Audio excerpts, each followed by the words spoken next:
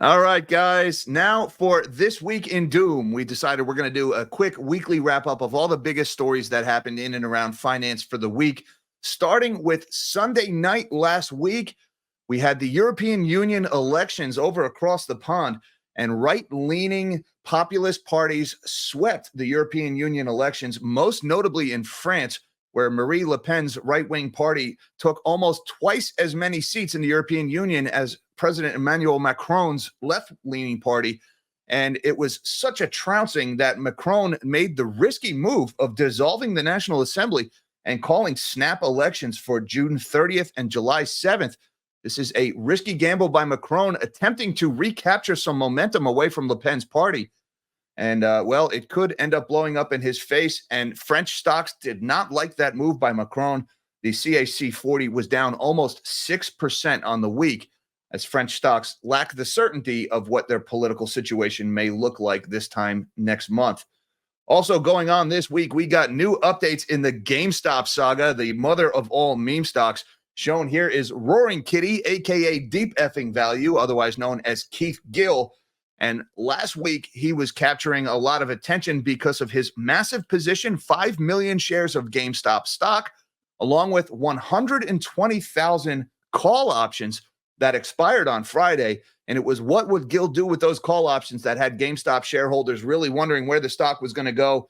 And Gill posted an update of his position showing that he now owns 9 million shares of GameStop and none of those call options. So Gill took some pretty big profits on his 120,000 call options, rolled some of those profits into an additional 4 million shares of GameStop. And well, GameStop stock was up only slightly on the week, and thus ends another chapter in the ongoing feud between the apes and Wall Street surrounding GameStop stock. Also going on this week, there was more attacks in the Red Sea, with the Houthis launching several successful attacks against civilian shipping. The first was against the merchant vessel Verbana, which is a Ukrainian-owned ship. It was hit by 2 anti-ship cruise missiles, with 1 crew member severely wounded who was airlifted off the boat. The Verbana was able to recover control of the ship, and they have moved on from the area. The second was a surface drone attack on the merchant vessel, the Tudor, which is a Greek-owned cargo ship. That was a more successful attack. There is 1 member of the crew remains missing as of this day.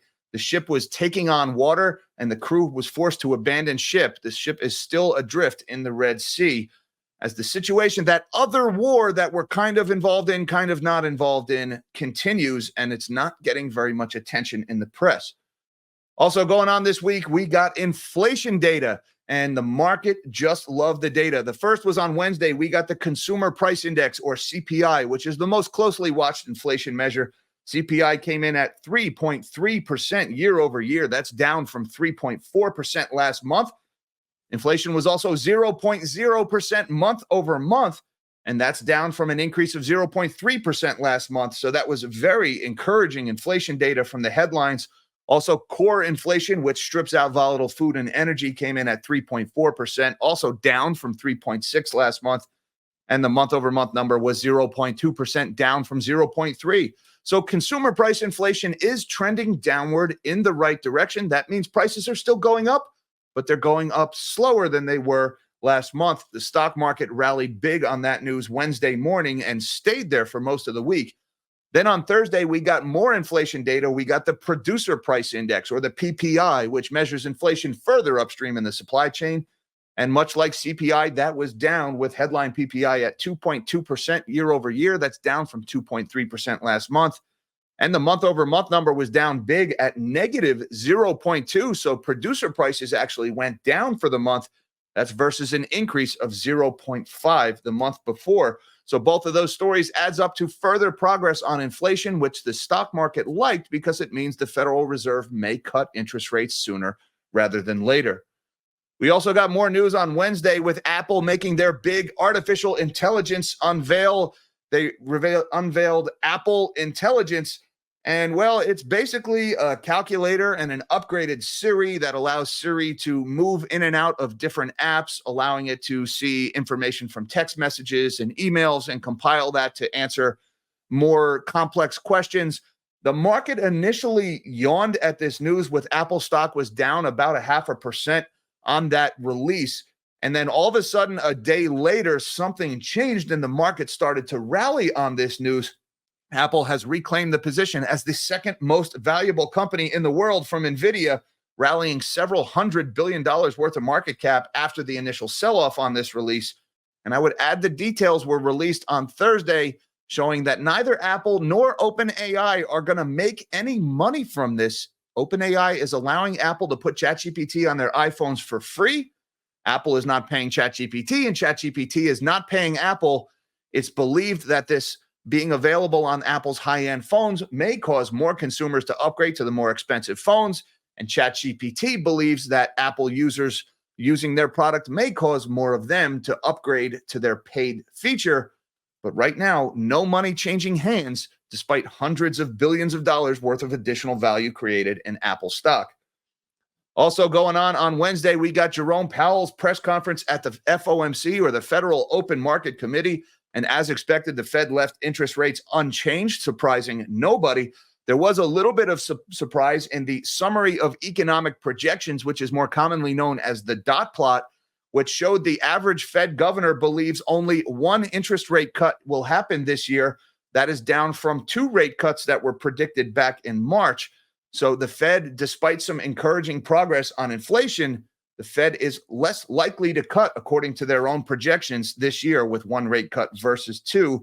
Powell would go on to acknowledge some softening or weakening in the labor market and the ongoing progress in inflation as shown by CPI and PPI, but said further data is required before the Fed can act. And lastly, yesterday we got this news that, well, depending on your position, may or may not creep you out. OpenAI announced that former U.S. Army general and retired NSA director Paul Nakasone will join its board of directors and will take on a leadership role amid Sam Altman, shown here, on OpenAI's new safety team. This comes just a few weeks after the entirety of the super alignment team quit OpenAI, citing safety concerns and a chilled working environment at OpenAI. All the safety people quit, and they're being replaced by a former NSA director. And that, folks, is This Week in Doom. Nothing happened.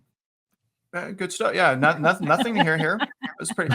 So we got about, I don't know, we got about like 14 minutes before we're at, or about that before we're at it. We'll take some questions, to the viewers. You guys throw up some questions. Everyone. Okay, we already got the Skynet. If you guys don't Skynet, it's Terminator. But Melody, do you have something you want to talk to Jack and ask Jack first? Well, no. So we'll be talking about the first story a little bit more as we do the tour of elections. So I think, I don't know about everybody else, but I was completely shocked when I got the breaking news text on Sunday about what Macron did. I mean, I think it just goes to show you, and we'll talk about it more in my story, that there's a lot happening in the world right now. And there's some craziness everywhere. And kind of what's funny is we think the crazy is everywhere else, when in reality, though, we got plenty of crazy here too. So I think this French story is very interesting.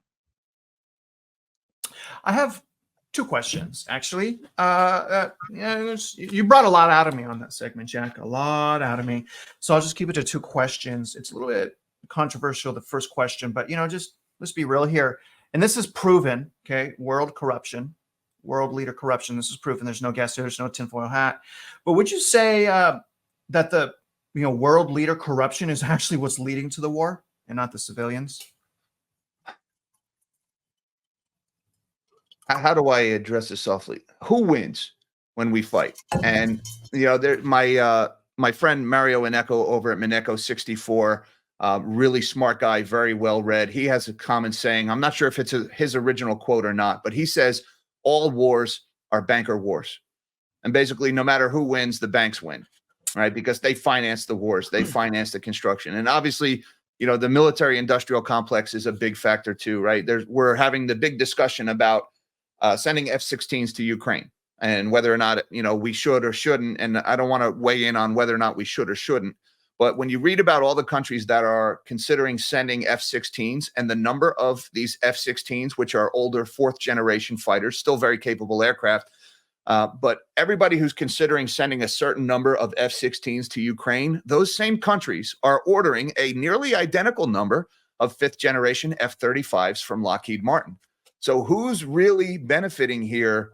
Banks, military-industrial complex. There's a lot of money being thrown around. And, look, I'm no fan of Vladimir Putin. The man scares me. He's not somebody I think should be trifled with. I feel for what the average Ukrainian is going through. But at the same time, the Ukrainian government is every bit as corrupt as our government and the Russian government and everybody else. So I'm really of the position that they all suck. And no matter who wins, we pay the price. Okay, very good. I'm working on some questions here. Tiggs got one. Tiggs, if you can ask your question again, brother. I couldn't find it from before about Apple, but it's something this. Can you talk about, Jack? Do you personally, and we'll move to the questions. I'm just waiting. Are you personally worried about the integration between Apple and what is it? Is it OpenAI? Is it OpenAI or ChatGPT? Are you worried about that AI program gaining the data? Because Apple has been like, we're so secure, we won't let you jailbreak into our phones, even if the DOJ issues a war, whatever. Apple's like, you can't get our data. And so now opening up AI, they don't even own this. Isn't that a concern, Jack? I have so many concerns about what's going on at OpenAI and Sam Altman. Sam Altman, besides the fact that he creeps me out. There's a lot of disturbing allegations about him I'm not going to get into because they're right now unfounded, and I don't want to try someone in the court of public opinion.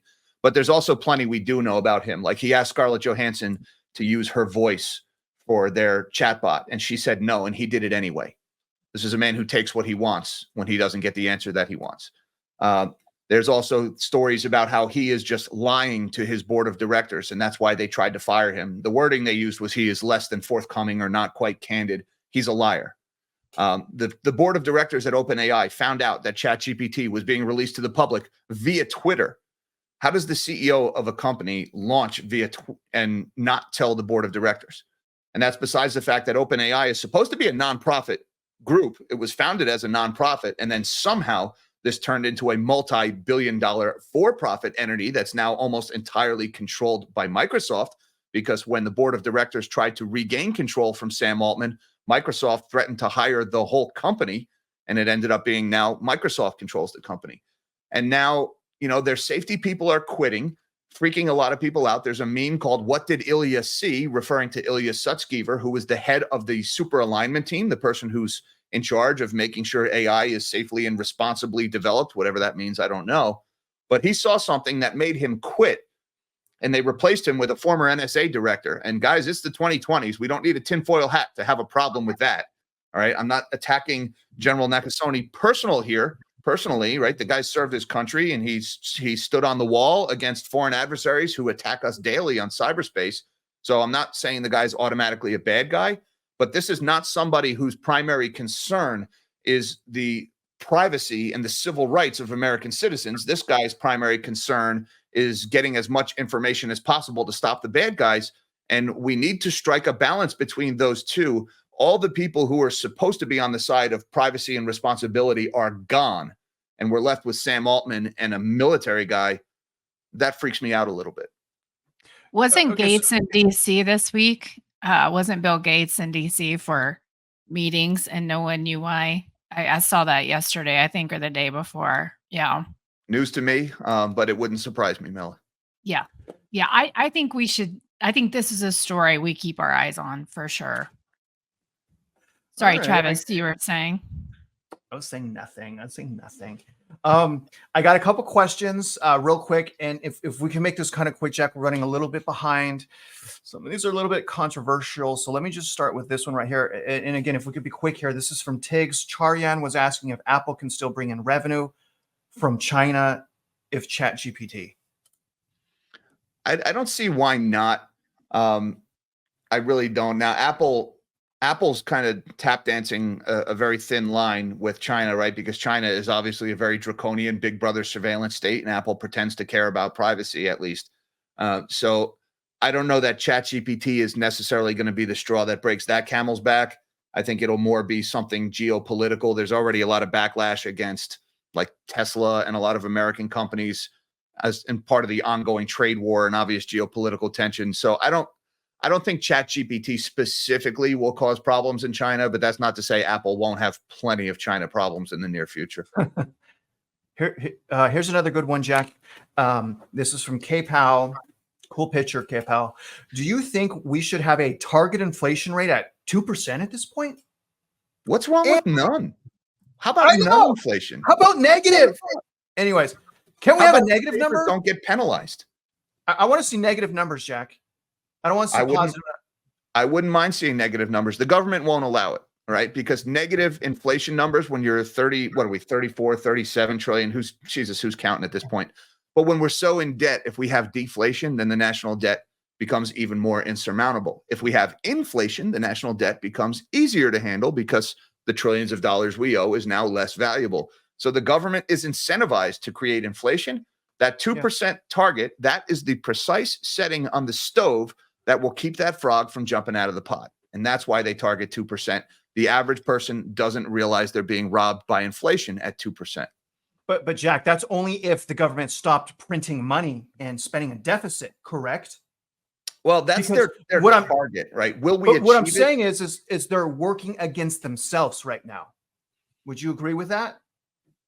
They're fighting inflation. There's two major players in the inflation situation right now, right? The You Fed? got the Fed and the Treasury. The Treasury is definitely working against the Fed's efforts to bring in inflation. Yes. Exactly. Do you think they should reconsider? It's the second part of his question because he thinks it's moronic. Hopefully, he's not talking about me, or else. I mean, no. Anyways, no, I'll shut up. Johnny messed me up because he sent me a picture of his dog Logan with peanut butter, and we should reconsider. Do you think it should be redone how they're calculating it? There's a fantastic website called Shadow Stats run by a guy named John Williams, and they keep track of inflation based on the same consistent methodology. That more so than I think we should change the way we measure it year over year. We should stop changing what we're counting. They make these regular hedonic adjustments. They say they substitute things in and out. You know, they say, oh, if there's a digital clock on a washing machine, the old one used to have an analog clock, and therefore that's an upgrade. And so an increase in the price isn't inflation. It's a better product. And so they pencil whip it out of inflation, and they do these little things over and over again, hundreds of times a year. They make these little subtle adjustments that hides the true increase in the cost of living. That needs to change. All right. That is a wrap.